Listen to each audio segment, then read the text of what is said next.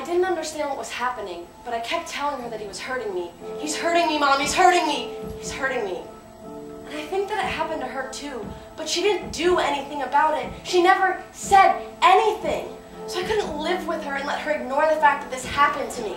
This has made me everything that I am. It has made me brave. It has made me weak. It has made me strong. It has made me scared. It's made me everything that I am. I'm completely hard on the outside. If someone yells at me, I'll cry. It's made me everything that I am, and she can't even acknowledge that it happened. I waited so long for her to acknowledge this. I waited 6 years. She even wrote a letter to the judge in his defense. She said that I was a drug addict and I just got out of rehab. That I was crazy. I was lying.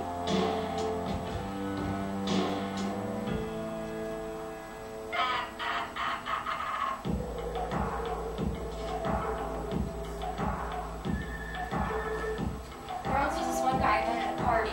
My friend introduced me. She thought I might like him. He went to a different school. I'm not going to say his name now. It's not important. But she was right. I liked him. He was cute. He was sweet. We went out to our backyard. We went to her swing set. We just talked. He gave me his jacket because I was shivering. And he kissed me. And I told him I felt drunk. And he looked at me and he asked me a question. He said, "Are you a virgin?" And I said, "Yes."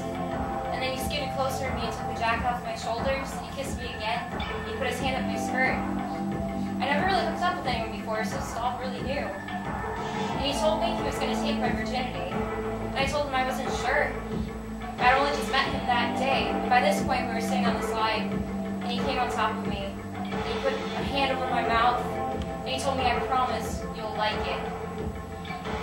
And I tried to push him off me, but he was heavier than me. And I could barely breathe. He had one hand on my mouth and one on my throat. I thought he was going to choke me. So I closed my eyes and I started to cry, and I started to pray. I prayed to God that it would be over, that He would make it stop. And when he was done, he got up and he ran away. And I heard the car start out front, and I just lay there for a little while. Finally, I got up to go drive home. I noticed there were no other cars in the driveway anymore. Everyone at that party had forgotten about me.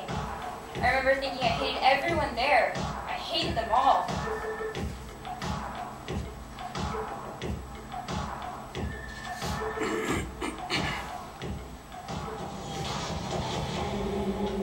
Self-defense classes taught me that yelling fire is more effective than saying rape.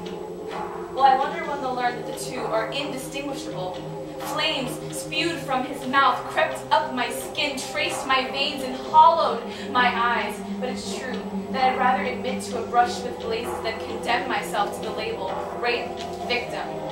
Group therapy sessions taught me that if my problem is relatable, then my struggle is survivable. However, the power that his memory has over me tells me that I'm human, and no two humans are perfectly alike. And so even if our stories are somewhat analogous, that doesn't foretell certain victory over the shadows that oppress my humanity. Elementary school teachers catechized that the golden rule is to treat others how you want to be treated. Then why didn't they warn me about giving too much affection and being served aggression? I don't remember that childhood axiom having a clause about loving someone who lusted after carnage. That when you gave them shy smiles and laughter, they would make you scream through sealed lips, bruises on your belly, and blood down your arm. The world made me keep it a secret because all they could offer me was an inaccurate label and a superficial sympathy. Maybe I made a miscalculation, but I love you, and you're beautiful. Don't sound like dangerous words. There was no warning sign on his gentle brown eyes and no gunpowder on his soft olive skin. Like a firecracker, it was all a spectacle until it rained flames on me in an open field, and I was left to